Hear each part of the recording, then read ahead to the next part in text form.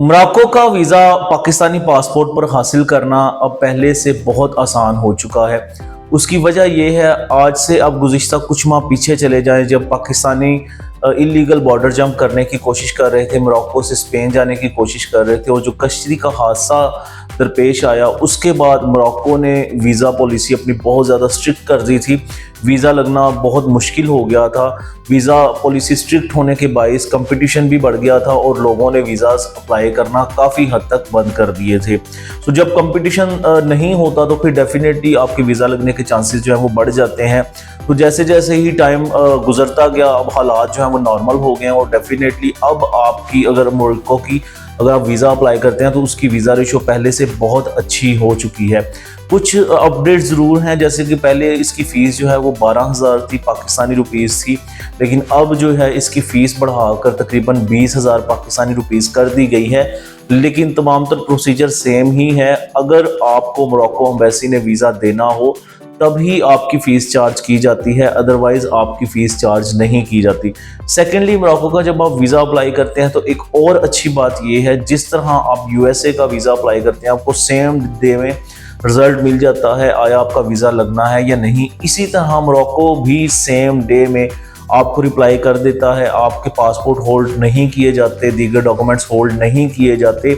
अगर उन्होंने आपको वीज़ा देना हो तब ही आपका पासपोर्ट होल्ड करते हैं, अदरवाइज़ आपका पासपोर्ट आपको वापस कर दिया जाता है। और जो चीज़ मैंने आपको पहले बताई, आपको एम्बेसी की फ़ीस भी देनी नहीं पड़ती, वो भी आपका नुकसान नहीं होता, ना आपको वेट करना पड़ता है।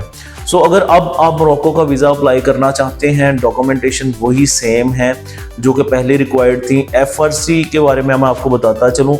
बाज़ू का जब लोग मोरक्को का वीज़ा अप्लाई करते हैं तो वो एफआरसी तकरीबन 3 या 6 माह पुरानी जो है वो निकलवा के लगा देते हैं। एफआरसी जब भी आप निकलवाएं, मोरक्को के लिए ये बात मैं बता रहा हूँ, मोरक्को के लिए आपकी एफआरसी अपडेटेड होनी चाहिए।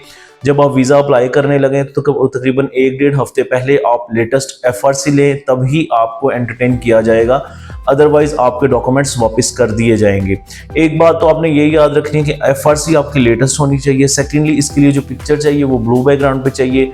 बैंक स्टेटमेंट आपकी 6 माह पुरानी चाहिए। पासपोर्ट ओरिजिनल चाहिए। आईडी कार्ड, तस्वीर, एफआरसी, एनटीएन, टैक्स रिटर्न अगर आप बिजनेसमैन हैं। सेकेंडली, अगर आप किसी इंस्टीट्यूट में जॉब कर रहे हैं तो 3 माह की सैलरी स्लिप आप अपने इदारे से लेकर अटैच करेंगे। अगर आप Morocco touristic point of view से जाना चाहते हैं, मोरक्को पाकिस्तानियों को टूरिस्ट वीज़ा जो ग्रांट करता है वो स्टिकर वीज़ा होता है, ई वीज़ा नहीं होता, आपके पासपोर्ट पर पेस्ट होता है। और डेफिनेटली अगर टूरिस्टिक पॉइंट ऑफ व्यू से जाते हैं, देखने के लिए भी एक अच्छी कंट्री है। सेकेंडली, जब आपका पासपोर्ट पे वीज़ा ग्रांट हो जाता है तो आपका एक दफ़ा ट्रैवल करने के बाद आपके पासपोर्ट की वर्थ बढ़ जाती है और फिर आप किसी अच्छी कंट्री का वीज़ा अप्लाई करते हैं तो डेफिनेटली उसमें वीज़ा लगने के चांसेस काफ़ी ज़्यादा बढ़ जाते हैं।